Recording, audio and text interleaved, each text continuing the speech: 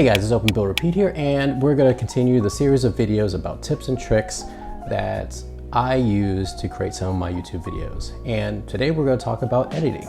Now, when I edit my videos, I actually use my iPad and this thing called LumaFusion. It's a pretty powerful editing tool. It is only made for iPad and for the iPhone, but what's great to know about the tips I'm going to give you guys today, as long as you know how to crop and know how to add a keyframe, you'll be able to do all the things I'll show you today. Now, keyframe, if you guys didn't know, just marks the beginning or ending of a transition. Cropping, I'm sure you guys already know, cropping is this. Now, if you guys were like me when I started building and doing these videos, I had my camera in one position and it was overhead my build, and that was pretty much it throughout the whole thing. So what I've learned is that even if you have it in the same position, you could actually create some motion without moving your camera.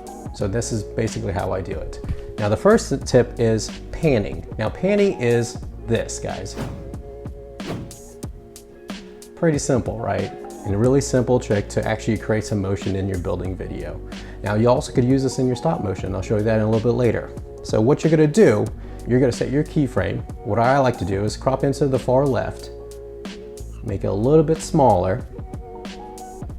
At the end of your video, set another keyframe and just move it on the x-axis. And there you go. And this is what the end result is, guys.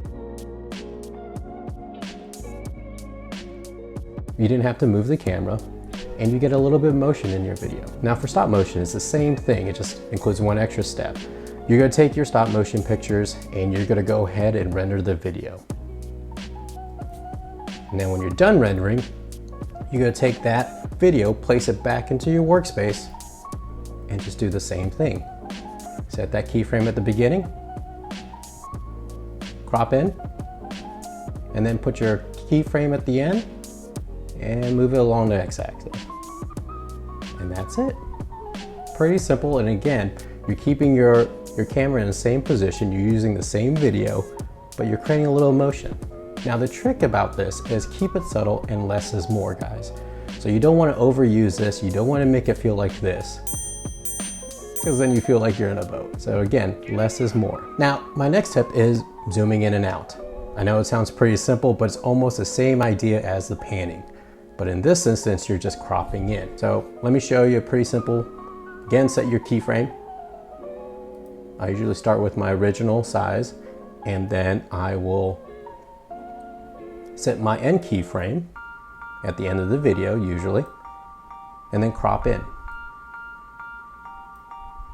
Now, to zoom in with your stop motion video, it's the same thing, guys. Go ahead and render out your video first, bring it back out in your workspace, and you can set your keyframes, same result with your stop motion. Now, the way I handle my zooms is that I do it very subtle and slowly. Also, if you zoom in too much, you might get a very pixelated picture like this. Now, to avoid some of these pixelated pictures, and if you know you're gonna be cropping in, one, make sure you're recording in high quality, at least 1080. You could go 4K if you do have that capability.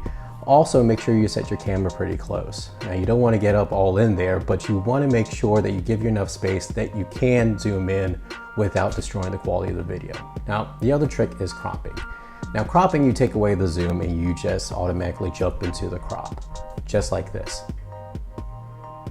Now, the way I use cropping, I'll crop into the build, and so it'll look like I'm zooming in just instantly, and then I'll wait a while, then I'll crop back out. And again, it's creating that little motion without moving your camera.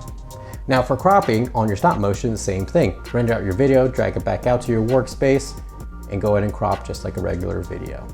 And there you go. Now, one thing you want to make sure that you're not zooming in too much that it affects the quality of the video. Less is more. There you go, guys. Very basic tips and tricks that you can do if you keep your camera stationary. Now, of course, you can move your camera around and apply the same thing, and that will actually create different angles and different frame shots. That's great too.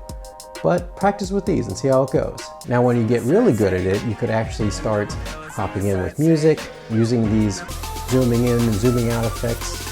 Whenever you start connecting Lego pieces, the possibilities are only capped by your creativity. Now, practice and have fun with it, guys.